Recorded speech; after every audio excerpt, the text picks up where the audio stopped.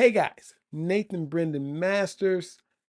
You may have remembered that while I was doing the paper review, I was doing the thing about the Canson paper.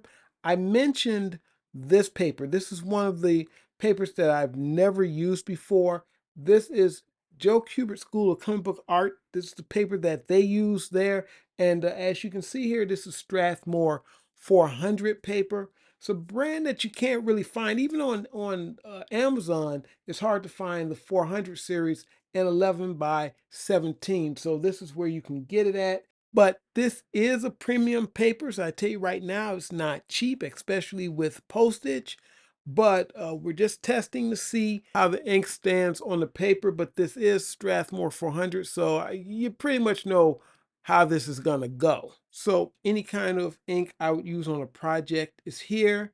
We start off with the Yasutomo Sumi ink, the Speedball Super Black. There's ink wash. Then that's the Zig Sumi ink. Carcos. Now the Carcos is a cheap Chinese fountain pen ink. You can grab it off eBay and Amazon. It's very cheap on eBay, but it's going to take you a good while for it to get to you. Thing about it is it does bleed on some paper. It bleeds on the Eon, and I believe it bleeds on the Canson, but I know for a fact it bleeds on the Eon. It's thin. It's thin fountain pen ink. Blick Black Cat ink. I have ink I use the Pit Pen, the Stettler pigment liner, the carbon black, and that was in my ink brush, so I used that. Ultra Draw, I drew this image here with the carbon black. The Prismacolor pigment liner, and the Tombao Fudenosuke pen, and the Precise V5. So I just threw some lines on the paper, did a quick piece just to see how the ink stood up on the paper. But you can see for yourself, all the stuff went down nice, no bleeding, problems with anything like that. And like I said, Strathmore 400, everything from Sumi to Ultra Draw, Carcos, all that stuff works on this paper.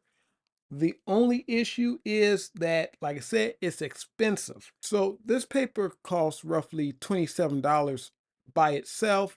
Once you add in the postage and everything, you're going to get up to about 40 bucks. That's what it cost me to get it. Now, if you live around the school, you can go and pick it up. It's still going to cost you, about 30 bucks, which is a lot for comic book paper. And 11 by 17 Bristol board specifically for comic books you can buy for about $20. And it's still Strathmore. And there's also Canson, which will cost you a little bit more, but most art stores carry it. Strathmore 300 series is the common paper. It's the paper that's in all the art stores. And I've never had a problem with it. All these inks work on that paper just as good, as well as the Canson Smooth Bristol and on the back of the watercolor paper, like I showed you last time. So I don't have a problem with either one of those papers. So you want to ask yourself, is it worth shelling out the extra money to get this paper, unless you just want the Joe Kubert School name on your paper, which does look cool that you're drawing on that. But, how much is that worth to you?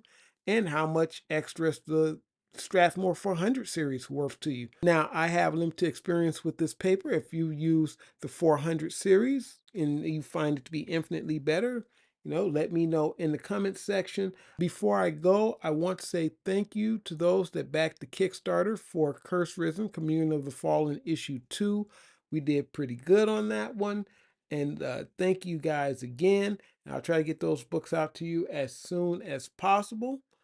Other than that, you guys take it easy. Nathan Brendan Masters. Hasta. Don't look back, we're here to stay. A life we knew would come one day. And this is it, the borderline to where the future leaves us behind. The fire will burn and never die.